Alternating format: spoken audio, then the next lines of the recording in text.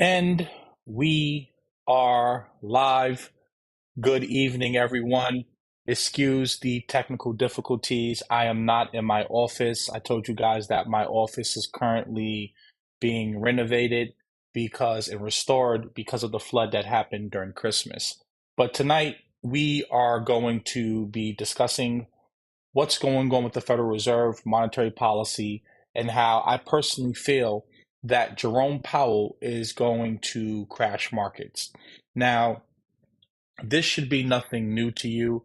And type one in the chat if you can see me clearly and you can hear me clearly. I just want to make sure that we're live and that everything is okay. Okay, great. So everyone can see and hear me clearly. So if you've been following me on Instagram and here on YouTube, I've been telling you for a very long time that the Fed is going to dictate the direction of markets. All markets and asset classes are going lower. It does not matter the quality of asset.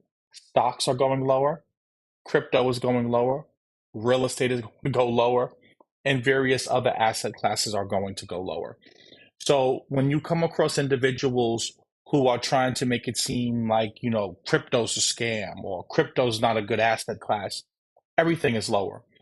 Amazon is lower, Walmart is lower, trading lower. You look at assets like Google, Facebook, most of the FANG stocks, they're trading lower.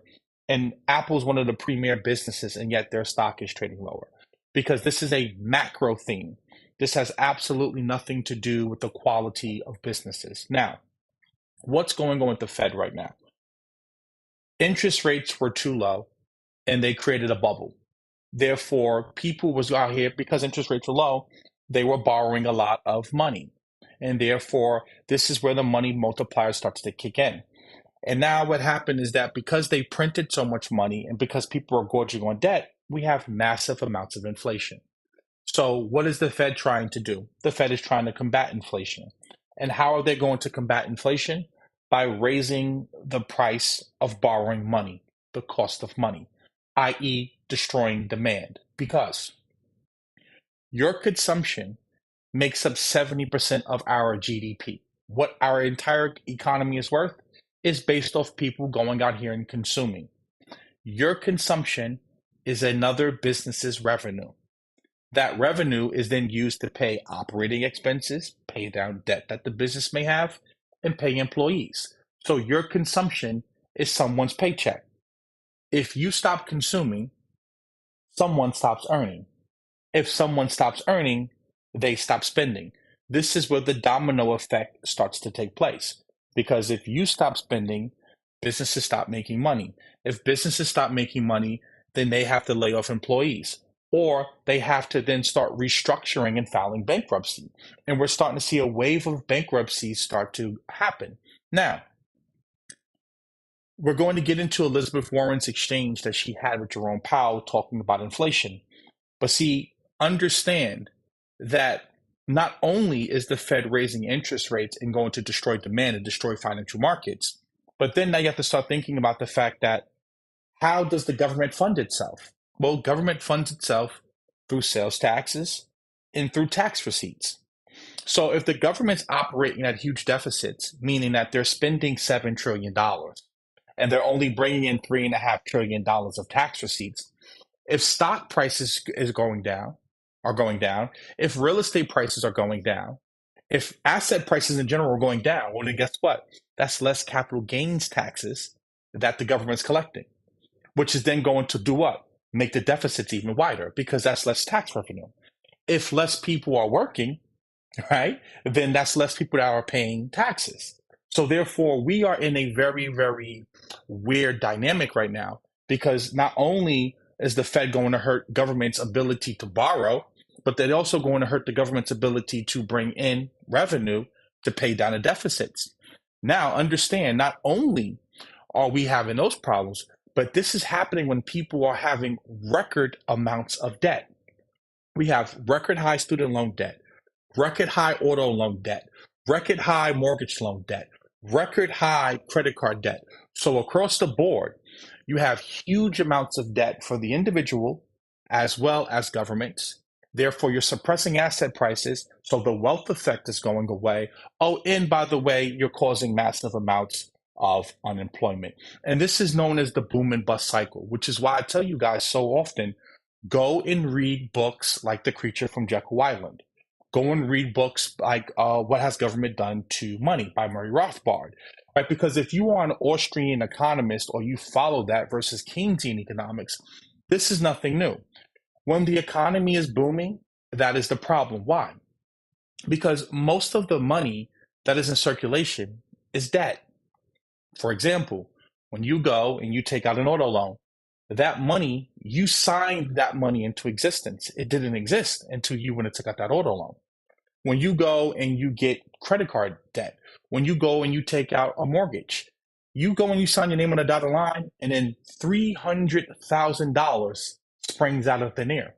Now, understand, then when you start factoring in fractional reserve lending and banking, where banks can loan out up to 10 times the deposits they have, now what starts happening is rehypothecating of money. And this is where we currently are right now, why we have so much inflation going on right now. Now, what should you be doing in this particular economic environment that we are currently in? Number one, you should definitely be looking for opportunities to short the market or looking for opportunities to hedge yourself maybe with options. This is why I put together the Tether investment opportunity. If you are interested in any of the investment opportunities that I have, you need to text the word invest to the number that I have in the description below. Because again, markets are going lower, and it has nothing to do with the quality of asset. It has everything to do with macroeconomics. So when you come across an idiot who is trying to tell you that Bitcoin is down, and Bitcoin's down because it's a scam or it's a Ponzi scheme, they're an idiot. They are an idiot. Why? Because all asset classes are lower across the board, and they're going to go much lower. We are going through what is known as, this is, I always say to you guys, history doesn't repeat itself, but it damn sure rhymes. And when you go back to the roaring 20s, right before the Great Depression happened, that decade was a decade of extreme amounts of opulence and growth in the economy and in the world. And people took out record amounts of debt. And then what ended up happening? Well, the Great Depression ended up happening in 1936. And I feel that something similar is going to happen, but something very key is going to happen. The Fed is going to cave to political pressures, which is where we're going to get the hyperinflation, because we don't live in the world that we lived in back in the 20s and the 30s. The Fed is much more politicized now, and most people are liberals. And there's absolutely no way that liberals are going to allow the Fed to cause a depression, which is why I believe going into next year, you're going to see them reverse course and start cutting rates or stop raising rates as fast, and they're going to get rid of Jerome Powell. Because at the end of the day, the Democrats and liberals understand that there's just no way that they're going to keep kicking, the can down the road. So please do me a favor. Again, excuse the setup right now. I'm not in my office. My office is being restored. But please understand, like this video, share this video, subscribe. Make sure that you hit the notification bell and you set notifications to bell to all. Also, YouTube does not send out my notifications. So in the event that you're not receiving my notifications, please text the word YouTube to the number below so that you can receive all of my notifications when I go live. Also, you can follow me on Instagram. I share content much more frequently on Instagram than I do YouTube, just because it's much more convenient to share content on Instagram. A link to follow me on Instagram is in the description below. Please use the link in the description.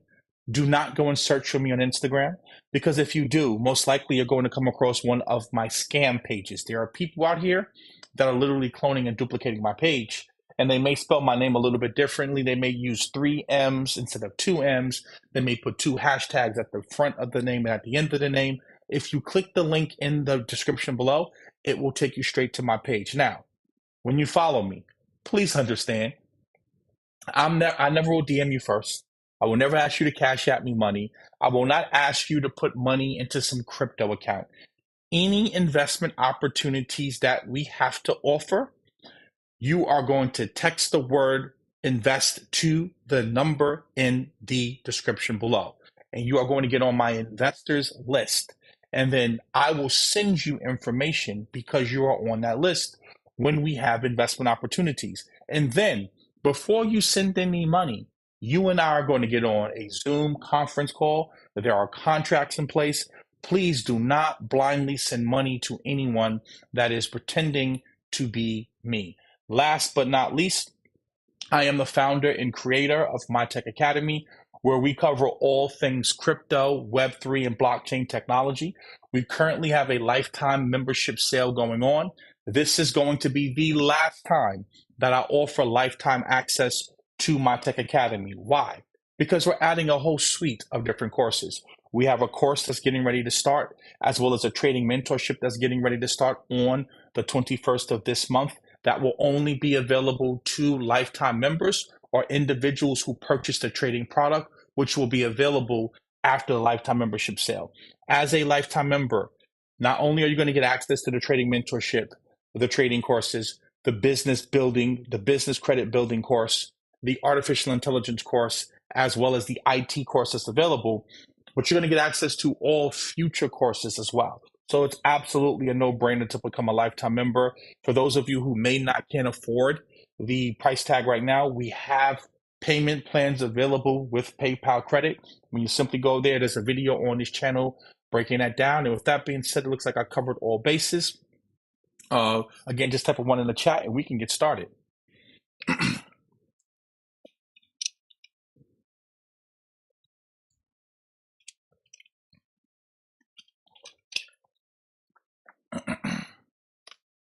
There we go. Okay. So Federal Reserve Chair Jerome Powell warns inflation fight will be long and bumpy. And I want you guys to understand that. Notice he said it will be long and bumpy. And this is why it's very important for you to understand market cycles, right? Because when Bitcoin was pushing up to 23,000, 24,000, everyone was getting excited. Many of our investments kind of was starting to recover, and many of us thought the bull market was coming back. Guys, I don't care what the financial revolutionaries tell you, what the Trap and Stock guy tells you, what the biggest podcast tells you, what the master investor tells you. None of them know what's going on. The Fed is telling you what's going on. Markets are going lower. Very, very simple. If interest rates are going up, the cost of money is going up, businesses have to deleverage, and customers and consumers are going to lose their job. Very, very simple. So, Federal Reserve Chairman Jerome Powell warned on Tuesday the central bank may have to push interest rates higher than previously expected in order to curb stubborn inflation. The warning in testimony before the Senate Banking Committee comes after a series of economic indicators that indicate the economy is running hotter than expected, despite aggressive action from the Fed.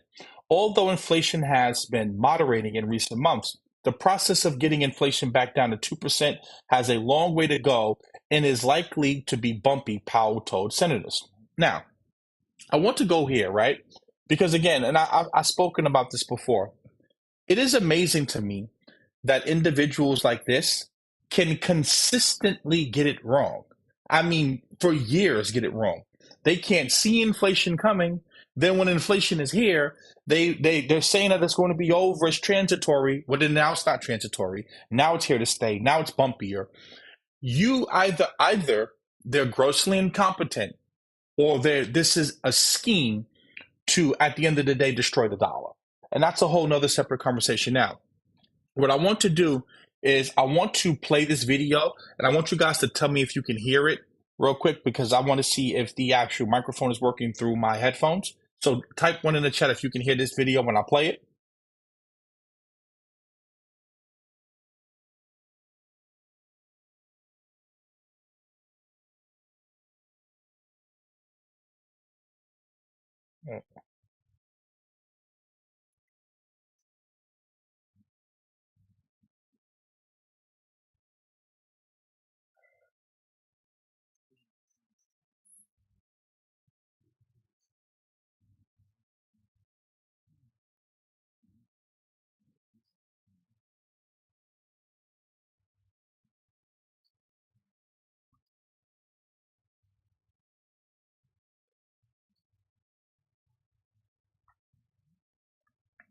So no audio, you're not hearing it at all.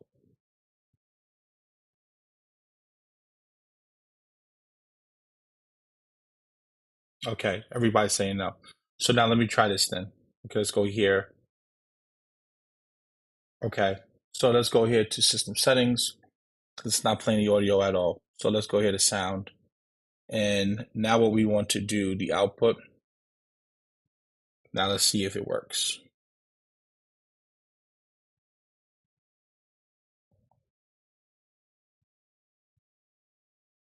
On the other side of this, that inflation could actually be quite low going forward. But that's not really where our focus is right now. Our focus right now is we need to. Our expectation is that these high inflation readings that we're seeing now will start to abate, and that's what we think, and it'll be like the lumber experience and like we expect the used car experience to be, with things like airplane tickets and hotels, which are the other two factors in the most recent CPI report that went up a lot. We expect. Is it too low? I hate having a stream like this. I absolutely hate this. Is it too low, guys? Sound is good. Great. So let's bring it back. Good.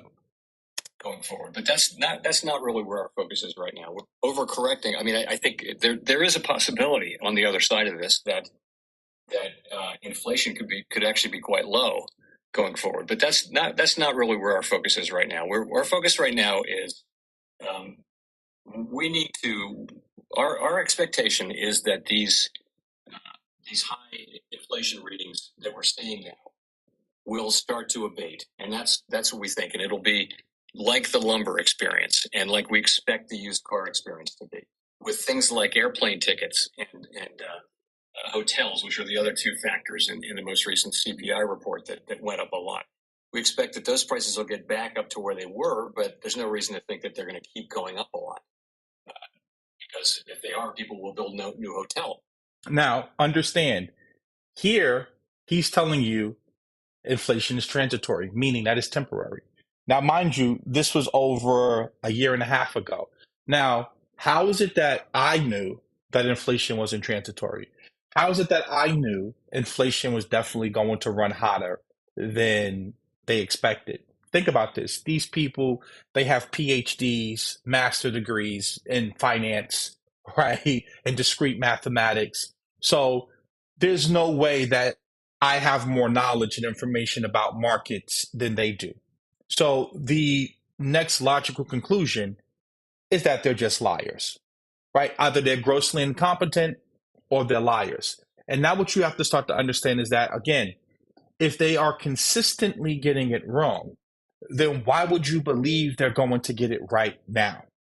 Common sense, which is why I named my channel, What Happened to Common Sense, would tell you most likely they're going to continue to keep getting it wrong. Now, like I said, this was from a year and a half ago. Now, what I want to do is come over here to what the exchange that he had with Elizabeth Warren, right? Because this goes back to my point of what I was talking to you guys about how we're going to have an extended amount of unemployment going forward. And I was telling you guys, a lot of you was asking me, how do I know that things are going to get worse? Why?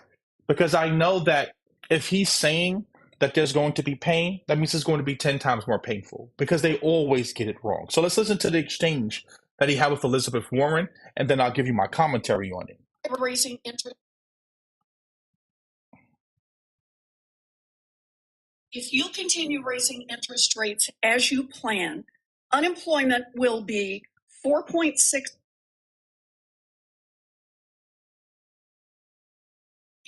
rates as you plan, unemployment will be 4.6% by the end of the year. It's not just an intended consequence. But it is, and it's in your report, and that would be about 2 million people. You could speak directly to the 2 million who you're planning to get fired over the next year. What would you say to them? Inflation is extremely high, and it's hurting the working people of this country badly. All of them, not just 2 million of them. And we are taking the only measures we have to bring inflation down. And putting 2 million people out of work is just part of the cost, and they just have to bear it. Well, will working people be better off if we just walk away from our jobs and inflation remains 5-6%? It's not as black and white as very. Just very looking at the numbers, it actually is pretty black. Alan Blank has written a book on this. There have been 12 times that we've seen a 1-point increase in the unemployment rate in a year. How many times did the economy fail to fall into a recession after doing that? Out of 12 times. I think the number is 0. I think the number is 0. That's exactly right. Right now, the unemployment rate. Now, let's take a step back, right? Because, and see, this is how they're masters at technology and spinning things. I mean, absolute masters. Because on one end, they're talking about 12 times basically the economy that we've had interest rates this high, unemployment has definitely spiked, right? And we went into a recession. But the Biden administration was going so hard just a few months ago to basically tell you that we aren't in a recession. Yet, if you look at any of the data, if you have 2 negative quarters of GDP or contractions in GDP, you are in a recession. If this was Donald Trump or if this was a Republican president or administration, all of the media outlets would be coming after him and saying he is the worst president possible. He's horrible with the economy. We are in a recession. But because most of the media outlets, CNN, MSNBC, Bloomberg, etc., especially financial media, they lean to the left.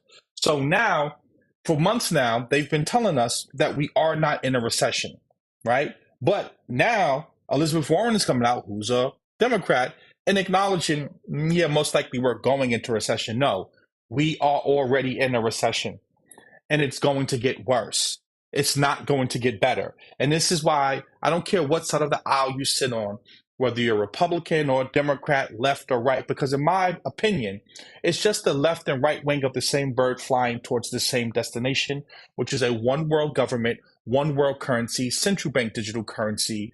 And at the end of the day, destabilizing the West is what really is going on here, right? Hollowing out the American economy from the inside out. Because if you're poor, you really don't have anything to worry about. You've been poor. This is really an attack on the middle class. Because at the end of the day, the middle class are the individuals who are holding a lot of this debt, whether it's student loan debt, card debt, credit card debt, etc., and mortgage debt. And that's effectively what's happening here. What I was telling you guys, there will no longer be a middle class. There's either going to be the super ultra wealthy and rich, and you're somewhere right underneath there, or you're going to fall into poverty, right? But again, like I said before, I just want you to see the games that politicians play, where if one party does something, they're the worst person in the world, but then when their party's doing it, they lie, deflect, and try to steer in another direction. But here we are now, and they're acknowledging, yeah, we're going into recession. No, we're already in a recession. Rate is 3.4%.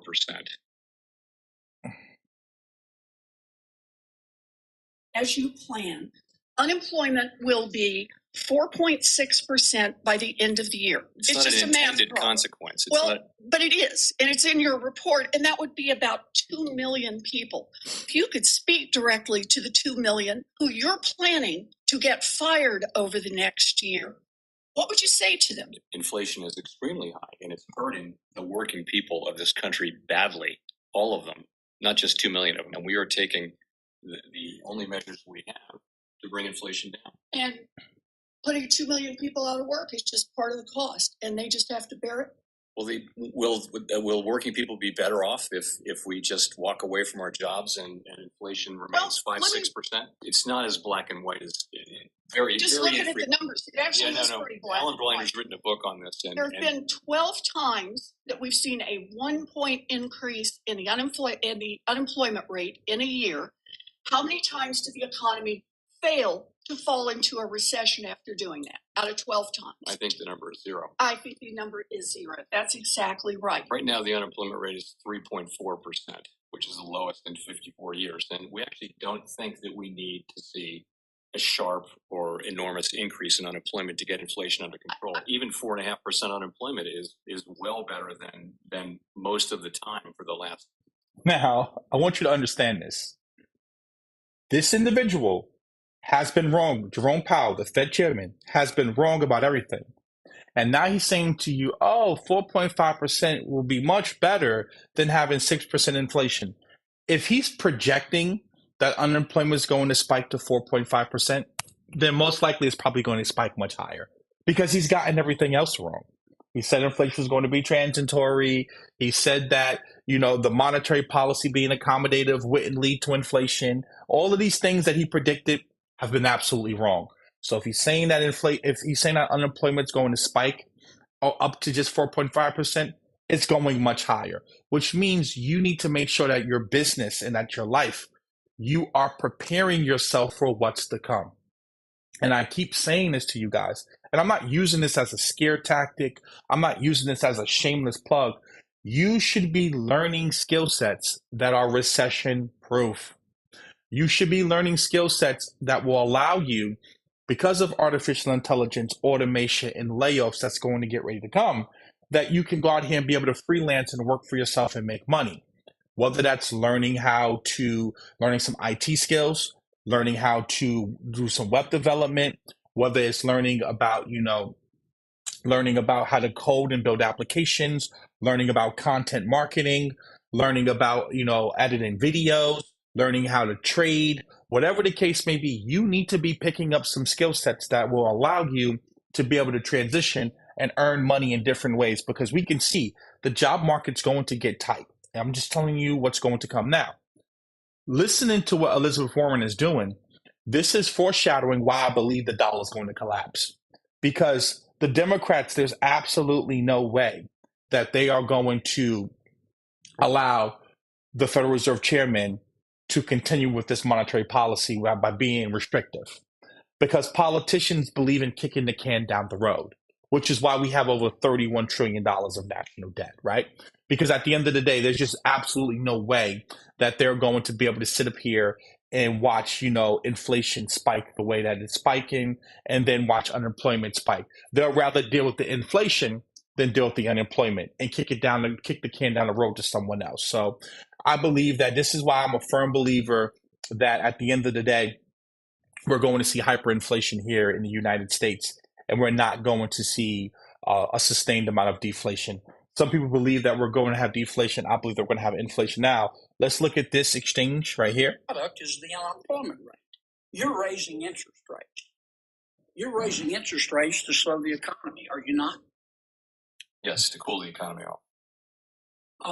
And one of the ways you measure your success, other than fluctuation in gross domestic product, is the unemployment rate. Is it not? Yes. Okay. So in effect, I'm not being critical. When you're slowing the economy, you're trying to put people out of work. That's your job, is it not? Not really. We're trying to restore price stability. No, you're trying to raise the wages. You're trying to raise the. And listen to the tricknology here. They're trying to pin them down and just answer the question directly. Cool. And what's funny to me is, like, I love when people come and comment and say, I don't know what I'm talking about. Yet everything that I said was going to happen is happening. Jerome Powell was playing on words. Instead of just coming out saying, yes, by raising interest rates and trying to suck out excess liquidity and destroy demand, I have to destroy consumption and basically raise unemployment. That's how the Fed fights inflation. Simple. The unemployment rate. That means I know you don't like the phrase, so let me strike it. You're trying to raise the unemployment rate, are you not? No, we're not trying to raise it. We're trying to realign supply and demand, which could happen through a bunch of channels. Like, for example, just job openings. All right, let me put it another way, okay? Economists did a wonderful study. Oh, man, these people are liars. They looked at 10 disinflationary periods in America going all the way back to the 1950s. Disinflation is what you're trying to do. It's a slowing in the rate of inflation. Am I right? Yes.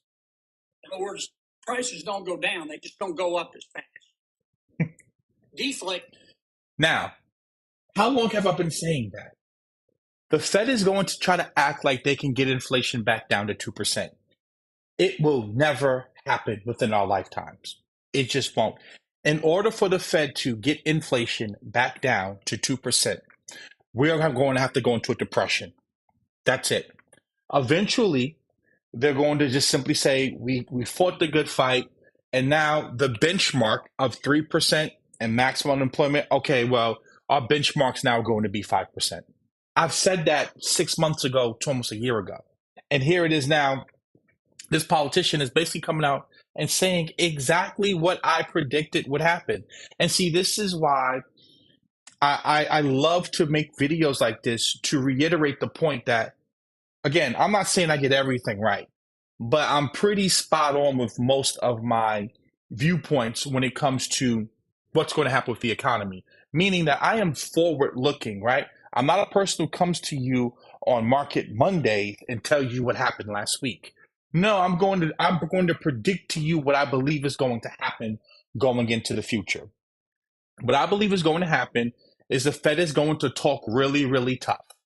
We're going to probably get a 100 basis point rate hike eventually. And then what's going to happen is the market's going to sell off so hard, unemployment is going to spike so hard that the Fed is going to have to cave, and we're going to be stuck with higher levels of inflation going forward.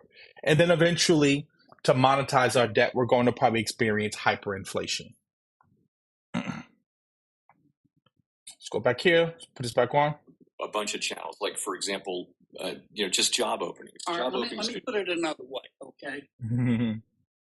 The Economist did a wonderful study. They looked at 10 disinflationary periods in America going all the way back to the 1950s. Disinflation is what you're trying to do. It's a slowing in the rate of inflation. Am I right? Yes. In other words, prices don't go down, they just don't go up as fast. Deflation is when prices actually go down. You're trying to achieve disinflation, are you not? Yes, we are. Okay. Based on history, in the 10 times that we got inflation down, disinflation since the 1950s, in order to reduce inflation by 2%, unemployment had to go up 3.6%. That's history, is it not? I don't have the numbers in front of me, but yes, the standard has been that there have been recessions and downturns when the Fed has tried to reduce inflation. Now, right now, the current inflation rate is 6.4%, and the current unemployment rate is 3.4%. Now, if history is right, I'm not asking you to. What do I always say?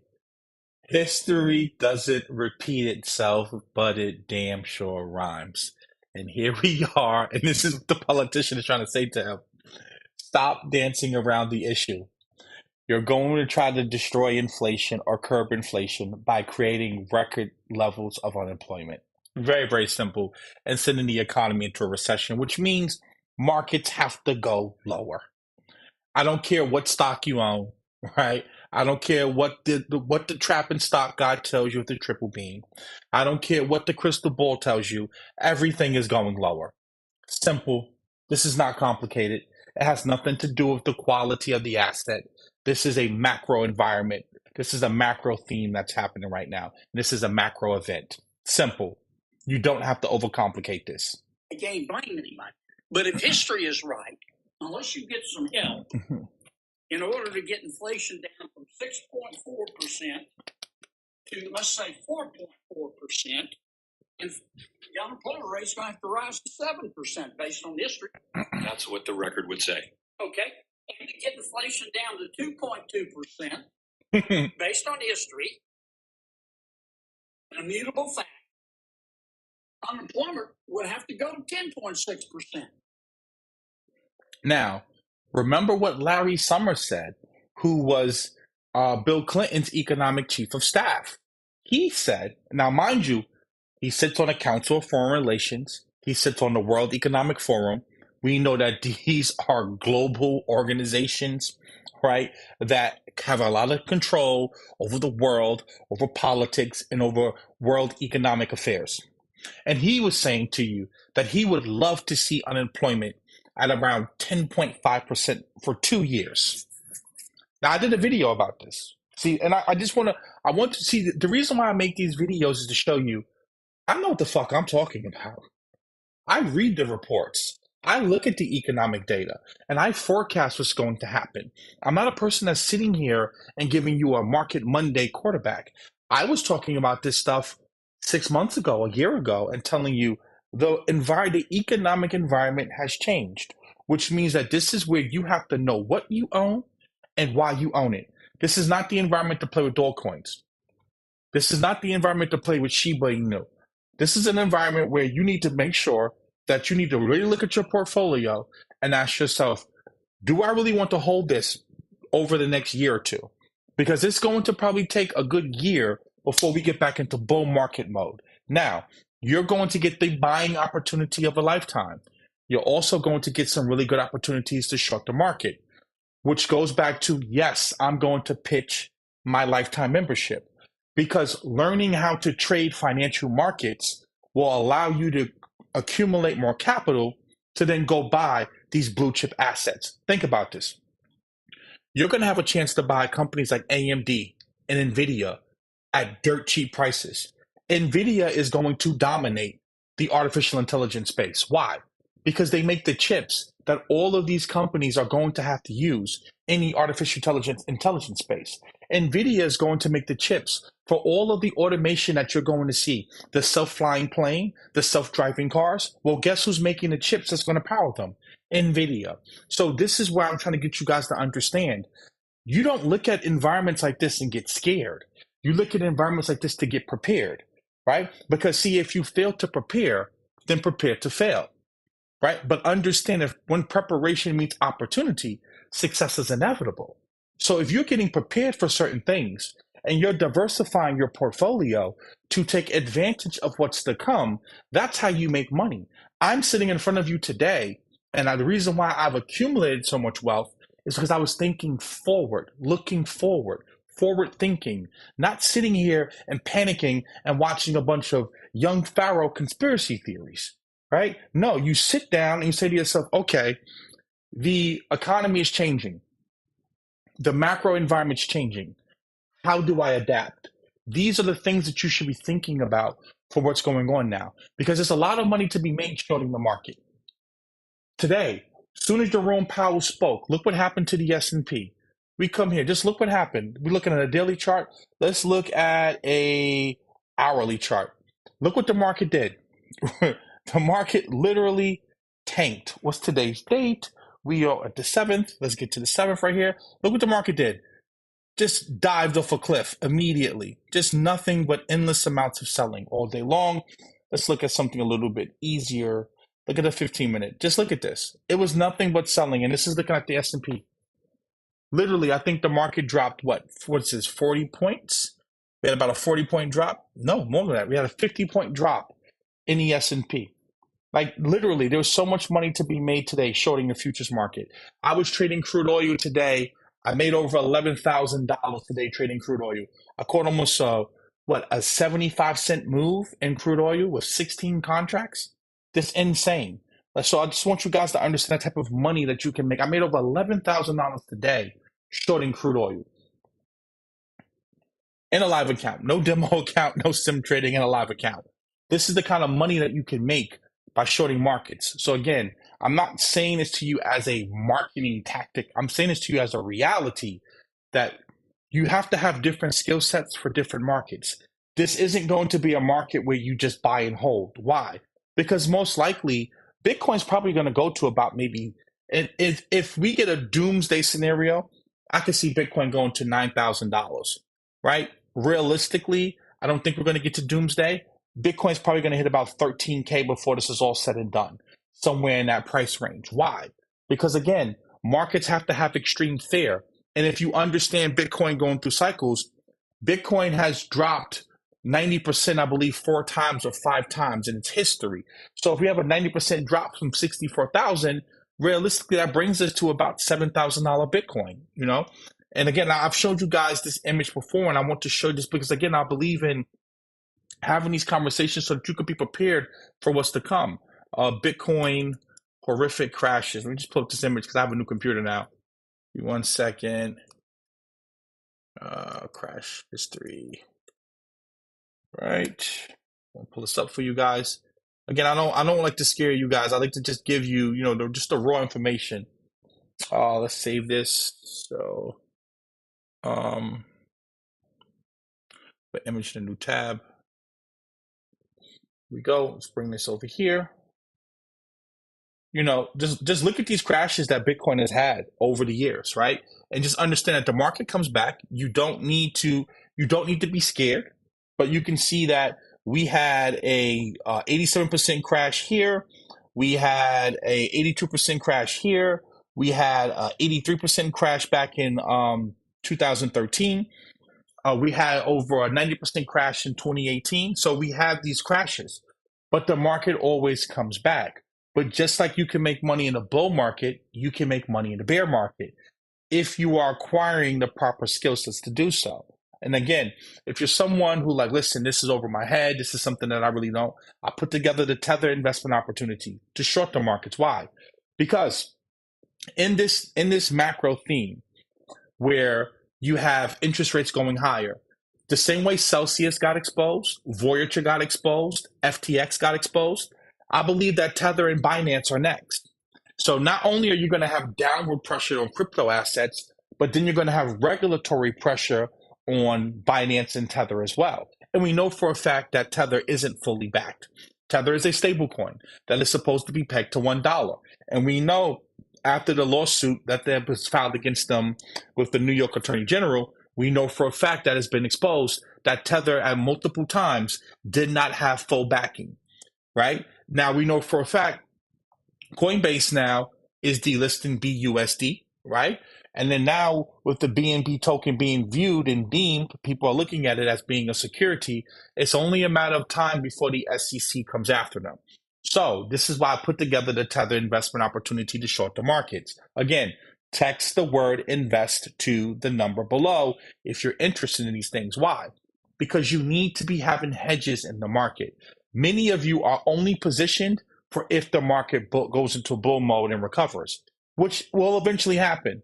But that's probably a year from now. We have a long way to go. There's going to be a lot of money to be made in these markets. Now, I want to go back to the video. I just want to put that out there for you guys, just so you can see what's going to happen in the macro theme and why you shouldn't be panicking when these things happen. So let's go back here to the video, finish watching this. Interest rates. And the disinflationary periods in America going all the way back to the 1950s. Disinflation is what you're trying to do. It's a slowing. So now I want you guys to look at what PMS team said. Laughing my ass off, Tether FUD for years, hush up. Everyone thought the same thing about Celsius. Mashinsky's a genius. Oh my God, he has some of the top traders in the world. And then come to find out, yeah, he was running a Ponzi scheme. Yeah, no. Tether's fully backed. Oh, then we find out, no, they're not fully backed. FTX, Sam Bankman-Fried's the next Warren Buffett. How could they be a scam? They're on the Miami Heat arena. They have Super Bowl commercials. They have Tom Brady. Yep, and then we find out, yep, they're a scam too, right? Yes. See, understand, I've been in crypto long enough to know that where there is smoke, there is fire. And understand that CZ knew that Sam Bankman-Fried was underwater because he's underwater. See, a fraud knows another fraud. So you can sit up here and you can keep talking about, oh, the Tether FUD doesn't exist. I'm no fool, right? CZ knew that Sam Bankman-Fried was in trouble because CZ is in trouble, right? And understand the same thing happened with Crypto.com. All of a sudden, magically, they had a hole in their balance sheet of Ethereum that was missing that then got sent back to them because they sent it to the wrong address. So you can sit up here and you can keep playing this game about the Tether FUD, right? But I'm smart enough to know I've been in crypto long enough where there is smoke, there is fire. And when you start seeing a duck that quacks like a duck, all of these centralized exchanges and middlemen are corrupt and they're not fully backed. And understand, all it takes is a little bit of pressure and you're going to watch them crack. So now you can sit up here just the same way that Luna broke. Remember? Mike Novogratz went and got a tattoo of Luna. Do Kwon was a genius. He could do no wrong. Every single time in crypto you think like that, you get burned. Every time you sit back and think that someone is smarter than the market, and the same thing happens in traditional markets. Remember long-term capital management? Remember Enron, right? Remember Bear Stearns and Lehman Brothers? They could never go under. The minute that you start thinking something won't happen is the minute that it will happen. You should be prepared for everything in markets. When you are investing, especially if you're investing 50, 100, $250,000 of your money, $100,000 of your money, you need to make sure that you are dotting all your I's and crossing all your T's. Because the last thing you want to do is wake up and be like, damn, Eli was right again. Because when that stable coin goes to zero, it happens overnight. The economy off. And one of the ways you measure your success, other than fluctuation in gross domestic product, is the unemployment rate. Is it not? Yes, one of the measures. Okay. So in effect, I'm not being critical. When you're slowing the economy, you're trying to put people out of work. That's your job, is it not? Really, we're trying to restore price stability. No, you're trying to raise Not wages. You're trying to raise the unemployment rate. That means I know you don't like the phrase, so let me strike it. You're trying to raise the unemployment rate, are you not? Deflation is when prices actually go down. You're trying to achieve disinflation, are you not? Yes, we are. Okay. Based on history, in the 10 times that we got inflation down, disinflation since the 1950s, in order to reduce inflation by 2%, unemployment had to go up 3.6%. Now that's history, is it not? I don't have the numbers in front of me, but yes, the standard has been that there have been recessions and downturns when the Fed has tried to reduce inflation. Now, right now, the current inflation rate is 6.4%, and the current unemployment rate is 3.4%. Now, if history is right, I'm not asking you to again blame anybody, but if history is right, unless you get some help in order to get inflation down from 6.4% to, let's say, 4.4%, and the unemployment rate is going to have to rise to 7% based on history. That's what the record would say. Keeps cutting It off. would have to go to 10.6%. Would it not? I wouldn't. That's what the record shows. That's what the history shows. Yeah, I don't think that kind of a number is at all. I mean, I know you're reluctant to admit it, and you don't want to get in the middle of a policy dispute. But I think it's undeniable. It's undeniable that the only way we're going to get this sticky inflation down is to attack it on the monetary side, which you're doing, and on the fiscal side, which means Congress has got to reduce the rate of growth of spending and reduce the rate of growth of debt accumulation. Now, let's build on that, right? Because, see, again, if you go back and watch my older videos, have I not been talking about this for how long now? This is the U.S. debt clock, right? And what you guys have to start understanding is it is not complicated at all. It is not complicated. If you come here and you look at this debt clock, give me 1 second. I can't find my mouse. Where's my mouse? Where is my mouse? There we go. If you come here, the U.S. national debt is $31 trillion. $31 trillion, right? So understand that we are going to have a serious problem. Because if you look at the tax revenue, right, versus the federal spending, we are spending more than we are taking in through tax revenue. It's not complicated. Tax revenue is 4, spending is 6. Tax revenue is 4, spending is 6. And that's if you believe the government data. Now, like I said before, if you have rising unemployment, follow me. Your consumption is someone else's income and someone else's job. If you stop consuming, businesses stop making money. If businesses stop making money, they lay off workers, they go bankrupt, they have to restructure debt. Banks then have to do what? They have to then turn around and write down those losses. Very, very simple. It becomes a domino effect and it becomes a spiral to the bottom. Now, If the stock market goes down, if real estate prices go down, if assets go down, that means tax revenue is going to go down. Less people working, tax revenue goes down. So then what has to start happening? The government has to stop spending, right? Now, do you truly believe that the liberals and the Democrats are going to stop spending? Right? Because look at our debt. This is very, very important. And then when you start factoring in the petrodollar, right? How that basically gives the dollar, because this is what gives the dollar value. Number one, debt. There's more outstanding debt than there's actual dollars in circulation, which puts you on a hamster wheel to go get more dollars. Why? Because your debts are denominated in US dollars, which means you have to work and go get more dollars. Also understand that because the dollar is the world reserve currency, when foreign countries want to buy commodities, they need to use US dollars, which is a petrodollar system. So they hoard US dollars to go out and buy commodities. But now you're starting to see Saudi Arabia, and you're starting to see Russia, and you're starting to see China come together and say, hey, we want to create a new world reserve currency, or we want you to start pricing your oil in the yuan.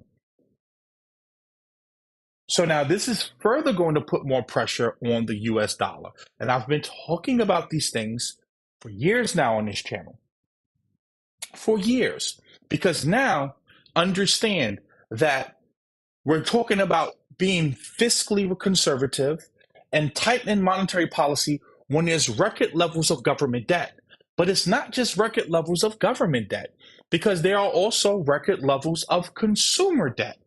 Consumer debt hits $16.9 trillion as delinquencies also rise. Go through my playlist. I did a video about this 2 years ago about the boom and bust cycle.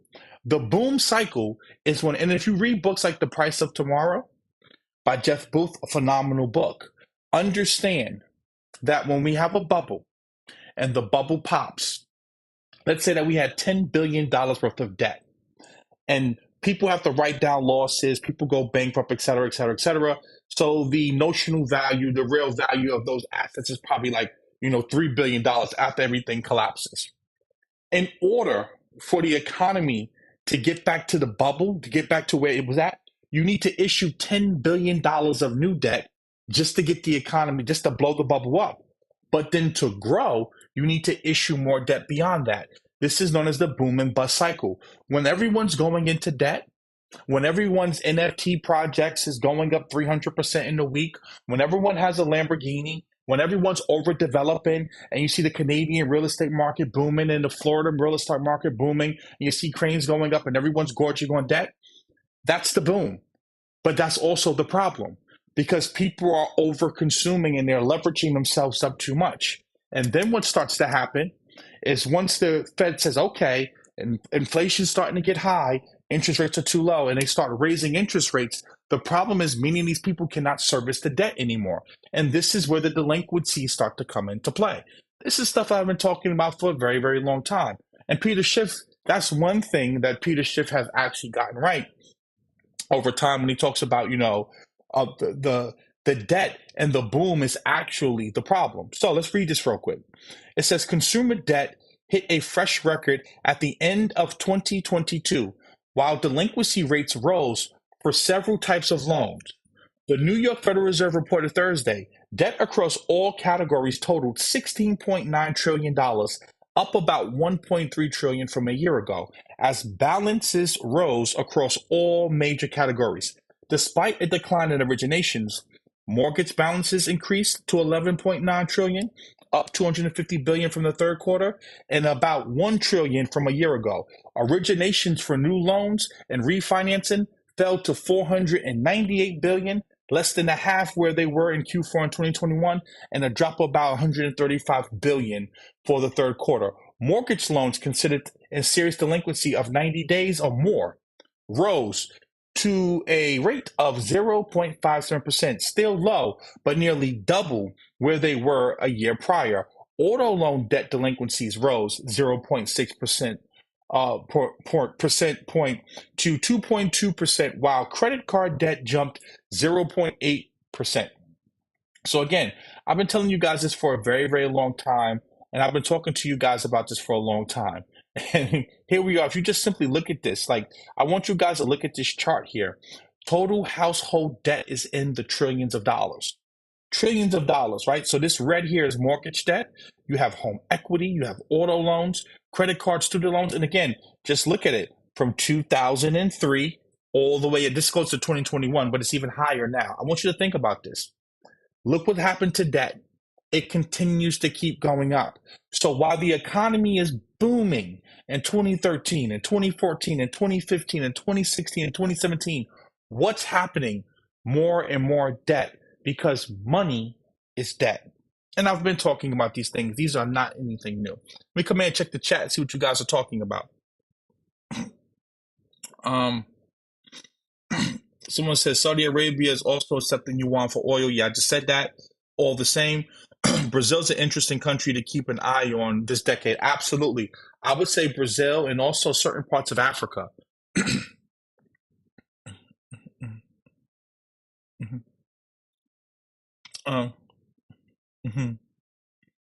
I said we will see 3 times, bro.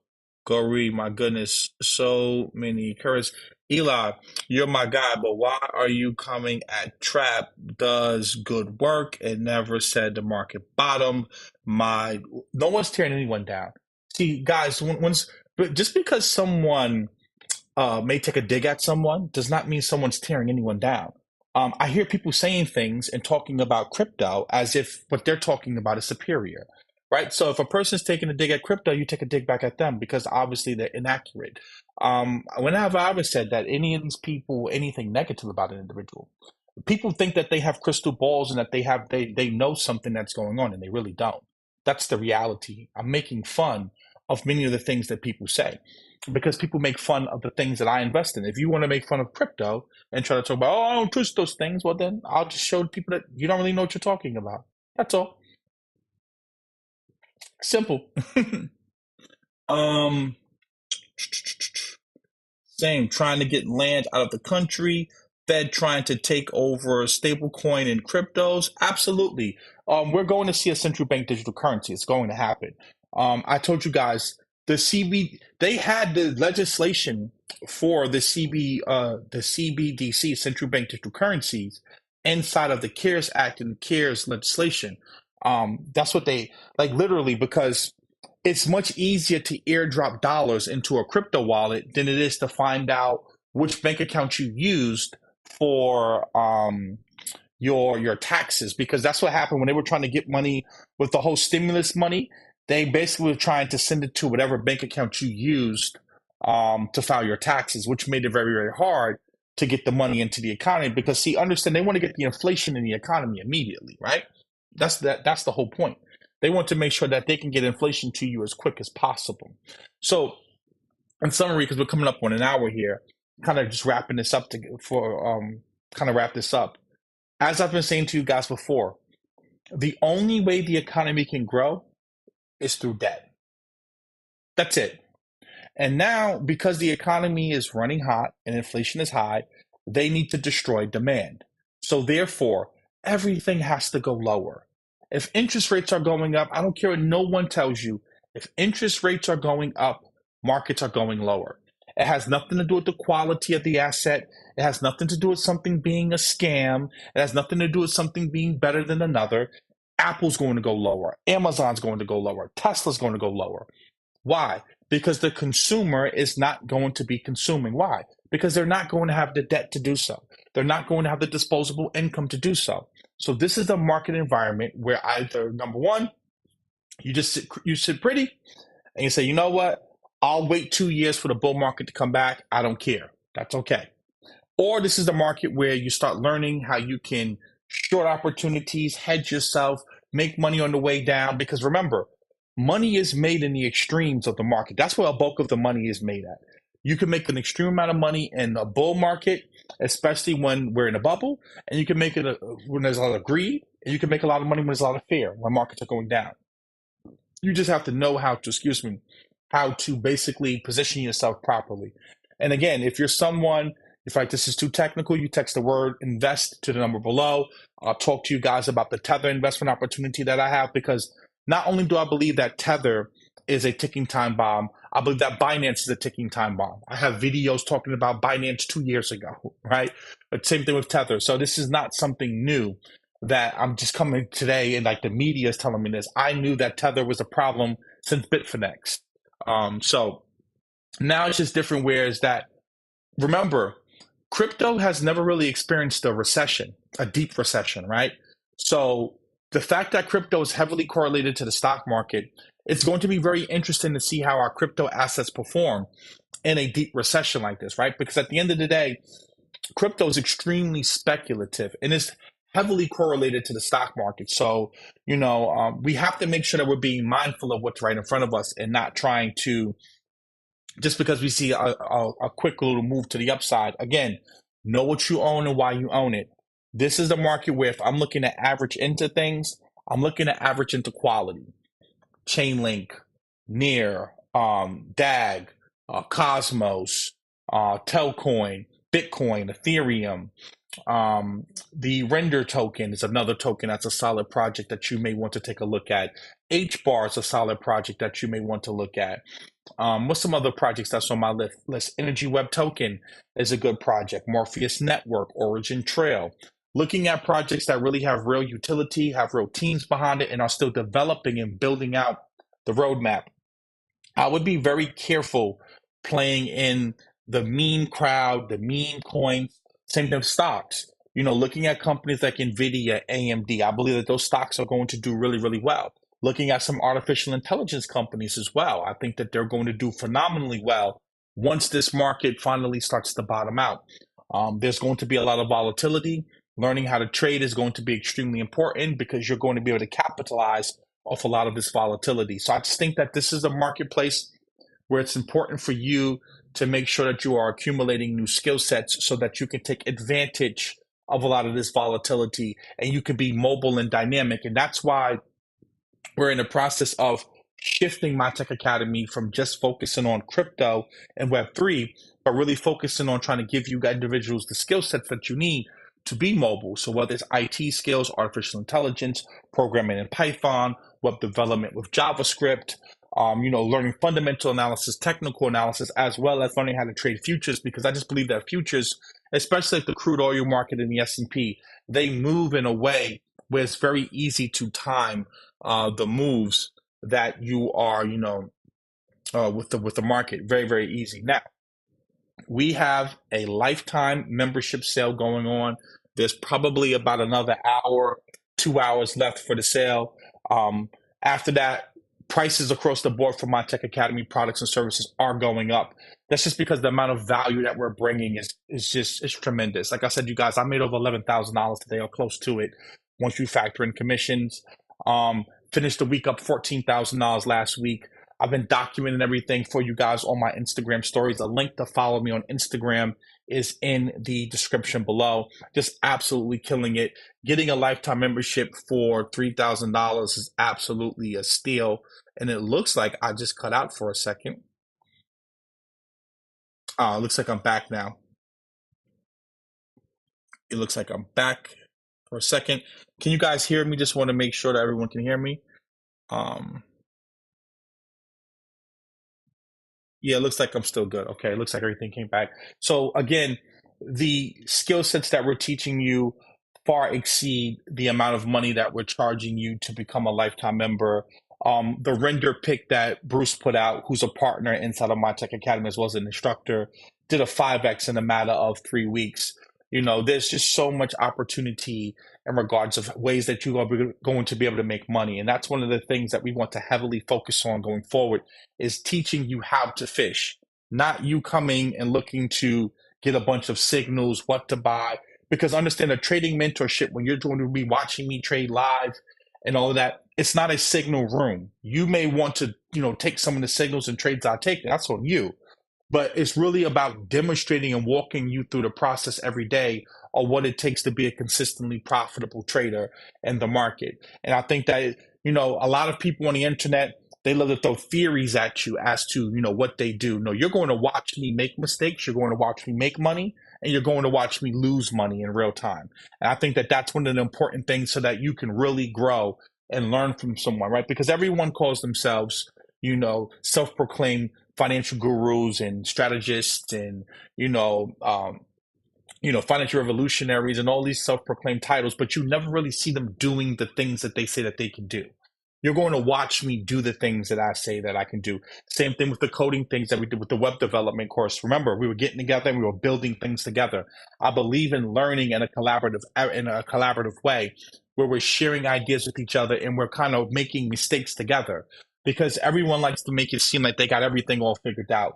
And it's never that way. Learning together in group settings is the best way to learn, because you get to watch others make mistakes and learn from those mistakes so that you can grow even faster. And those are the things that I want to be able to do. So tonight's live, I'm going to wrap it up here. A link is in the description below for those of you who are interested in taking advantage of the lifetime offer. We have financing options and payment plans with PayPal. Also, please like the video, share the video, make sure that you subscribe, hit that notification bell. If you're not receiving my notifications, text the word YouTube to the number below. It's saying that my right is going lower. I don't know what's going on here. It says good connection. Text the word YouTube to the number below so that you can get added to my text message list, and I'll text you before I go live. Also, you could text the word invest to the number below and get on my investors list, and I'll text you any investment opportunities that I have. You could also follow me on Instagram. There's a link to follow me on Instagram as well in the description. And with that being said, guys, have a blessed and beautiful night.